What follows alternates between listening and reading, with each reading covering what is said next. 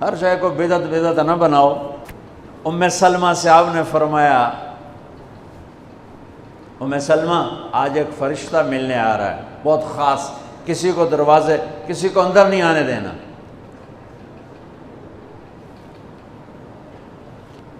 حضرت ام سلمہ پیرے پہ کھڑی ہو گئی۔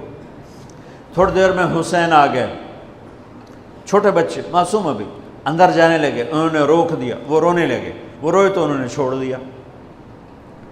تھوڑی دیر کے بعد اندر سے میرے نبی کے زور زور سے رونے کی آواز آئی، زور زور سے رونے کی آواز آئی۔ ام سلمہ رہ نہ سکی، بھاگ کے اندر گئیں تو آپ نے کیا دیکھا؟ آپ نے حسین کو یوں سینے سے چمٹایا ہوا تھا اور ایسے ہل ہل کے رو رہے تھے، ایسے بلک بلک سسک سسک کے رو رہے تھے، اور آپ کے آنسو آپ کے رخسار اور داڑھی پر اتر کر رہے تھے، اور آپ نے یوں بھینچا ہوا ایسے دبایا ہوا تھا۔ تو حضرت ام سلمہ نے کہا میرے ماں باپ قربان یا رسول اللہ، کیا ہوا؟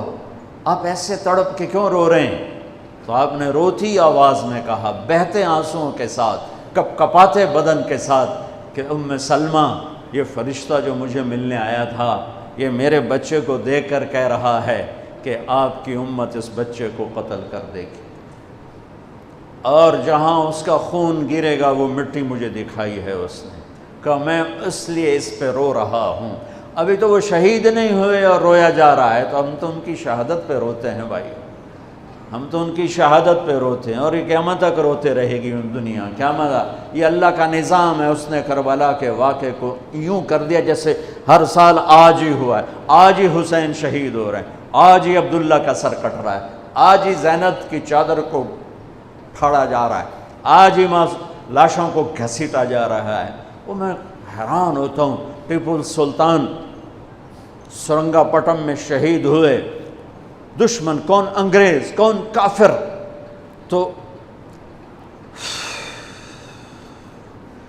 برطانوی لشکر نے ان کو توپوں کی سلامی دے کر دفن کیا اور عزت و احترام کے ساتھ دفن کیا، اور میرے نبی کے نواسے کی لاش کو ان کم بختوں نے کفن بھی نہ پہنانے دیا، جنازہ بھی نہ پڑھنے دیا، دفن بھی نہیں کرنے دیا۔ اگلے دن بنو اسد کے بارے میں پتہ چلا عمر بن سعد کو،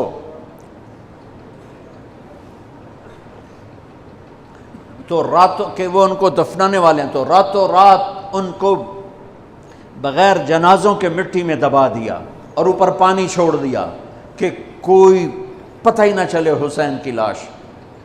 بنو اسد کا بوڑھا آیا، اگلے جب پانی خشک ہو گیا وہ آیا اور اس نے مٹی اٹھا اٹھا کے سونگنا شروع کیا، سبحان اللہ،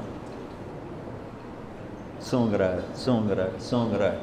ایک جگہ کی مٹی اٹھا کے سونگا تو اس میں جنت کی خوشبو تھی، تو تڑپ کے بولا یہ میرے نبی کے نواسے کی قبر ہے، یہ میرے نبی کے نواسے کی مٹی ہے، کہ وہ جنت کے سردار تھے تو قبر بھی جنت کی خوشبو پھیلا رہی ہے اس کی، حالانکہ بن دیکھی بات ہے، کیونکہ انہوں نے راتوں رات ان کو دبا دیا کہ ان کا جنازہ بھی نہ ہو، لعنت ہو ان کی قبروں پر، ان کی ہڈیوں پر، ان کی روحوں پر، ان کی مٹی پر، ان کی خاک پر۔ سمجھ میں نہیں آتا، نبی کے گھر کے کتے کی بھی ہم تو عزت کریں گے اگر آج ہمیں پتہ چلے یہ نبی کے گھر کا کتا ہے۔ ان کم بختوں کے سامنے نبی کے نواسے کھڑے تھے، نبی کی نواسیاں تھیں اور نبی کی اولاد تھی، اور ان کے دل ایسے پتھر، آنکھیں ایسی اندھی، کان ایسے بہرے کہ انہیں ایسے تلوار چلائی جیسے سامنے کوئی رومی لشکر کھڑا ہو، یا جیسے سامنے کوئی پارسی فارسی لشکر کھڑا ہو۔ اتنے عظیم ہستیاں، میں کہاں سے بیان کروں یہ وہ نسب ہے جس کو اللہ آدم تک محفوظ رکھے ہوئے ہے، اور میرے نبی نے فرمایا کل سبب منقطع الى يوم كل نسب وسبب منقطع الى يوم القیامہ الا نسبی وسببی وسأبلها ببلالها۔ قیامت کے دن ہر رشتہ ٹوٹ جائے گا، ہر ناطہ ٹوٹ جائے گا، ہر سبب ٹوٹ جائے گا، لیکن میری آل کے ساتھ رشتہ باقی رہے گا، نسب کا رشتہ باقی رہے گا، سبب باقی رہے گا۔ میں اپنی اولاد کو پانی پلاؤں گا، میں نے اپنی اولاد کی سفارش کروں گا۔ اس لیے میرے بھائیوں، ویسے تو کسی کے عیب نہ دیکھو، کسی کی برائی نہ دیکھو، پر سادات کی برائی، وہ شیعہ ہو، وہ سنی ہو، وہ بریلوی ہو، وہ اہل حدیث ہو، جو بھی ہو، وہ اگر میرے نبی کی اولاد ہے تو ان کے پاؤں چومو، ان کے ہاتھ چومو، ان کا ماتھا چومو۔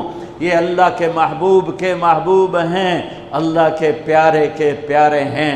مجھے میری اولاد محبوب ہے، آگے ان کے پوتے ہو گئے، آگے ان کے بچے بچیاں ہو گئے، نواسیاں ہو گئے، پوتے پوتیاں ہو گئے، وہ ان سے بھی پیارے لگتے ہیں۔ میرے نبی نے اعلان کیا، میں اپنی نسل کو پانی لگاؤں گا قیامت کے دن، میں اپنی نسل کو پانی لگاؤں گا قیامت کے دن۔ پر اتنے سارے فرمان کے بعد بھی کیا شہید کیا گیا ہے، وہ کس بے دردی سے کیا گیا ہے۔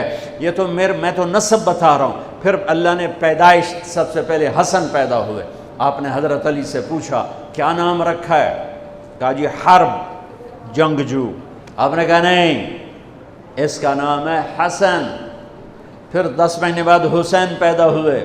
آپ نے فرمایا کیا نام رکھا ہے؟ کہا جی حرب۔ کہا نہیں، حسین۔ پھر آپ نے فرمایا یہ 2 نام میرے اللہ نے آج تک کسی کے نہیں رکھے، اس سے پہلی دفعہ میرے بچوں کے نام رکھے جا رہے ہیں، حسن اور حسین۔ پھر آپ نے ان کو گڑتی دی، اپنا لعاب، اپنا حسن کو بھی حسین کو، دونوں کو اپنا لعاب نکالا اور حسین کے منہ میں ڈالا۔ اور ایک ہفتے بعد دونوں کے ساتھ یہ کیا، ہفتے کے بعد بال مڈائے، عقیقہ 2 چھترے ذبح کیے، حسن کے لیے بھی 2 چھترے ذبح کیے، حسین کے لیے بھی عقیقہ فرمایا، گود کھلایا، حسن کو اٹھایا، انہوں نے پیشاب کر دیا، اب ہلے نہیں۔ مجھے نہیں یاد کہ میں نے اپنے بچوں کو چھوٹی عمر میں اٹھایا ہو اور اس نے پیشاب شروع کیا ہو اور میں نے اسے بٹھائے رکھا ہو، میں فوراً اٹھا کے ادھر، یا میں نے پتہ لگا پیشاب کر رہا، میں چاہتے اتھے باہر چھڑیا۔ لیکن میرے نبی نے حسن نے بھی کیا، حسین نے بھی کیا۔ اور حضرت حسن کا تو واضح تھا، آپ یوں لیٹے ہوئے تھے، آپ کا پیٹ سے کپڑا ہٹا ہوا تھا اور حسن آپ کے پیٹ پر بیٹھے تھے، تو ان کا جو پیشاب ہوا تو سیدھا آپ کی ناف میں گیا۔ اور نبی پاک ذات، پیشاب ناپاک، وہ تو ہر ناپاک سے دور ہوتے ہیں، لیکن جب حسن نے پیشاب شروع کیا میرے نبی ایسے ہو گئے، ایسے بالکل ایسے ہلے نہیں کہ بچہ کہیں پیشاب نہ روک دے۔ جب پورا پیشاب کر دیا پھر آپ اٹھے اور نواسے کو بٹھایا اور جا کر پانی اپنے اوپر بہایا اور صاف کیا۔ یہ تو لاڈ لڈائے میرے نبی نے اپنے نواسوں کو۔ ابو ہریرہ فرماتے ہیں میری آنکھوں نے دیکھا، میرے کانوں نے سنا، آپ کبھی حسن کبھی حسین اینا پیراں تے کھڑا کی تو ہے، ہاتھ این نپے تے جھولا جھلا رہے ہیں اور کہہ رہے ہیں پہاڑی پہ چڑھ بچے، پہاڑی کے لیے اتے آ، ان کو یوں اوپر لا رہے ہیں، یہاں لائے، پھر یہاں لائے، پھر یہاں لائے، پھر یہاں لائے، پھر یوں ہو گئے اور ان کے ہاتھ پکڑ کے یہاں تک پہنچایا، یہاں، اور پھر آگے بڑھ کے بوسہ لے کر کہا اے اللہ میں ان سے پیار کرتا ہوں، تو بھی ان سے پیار فرما۔ ایسوں کو ذبح کر دیا۔ کتے کو مارتے ہوئے رحم آتا ہے،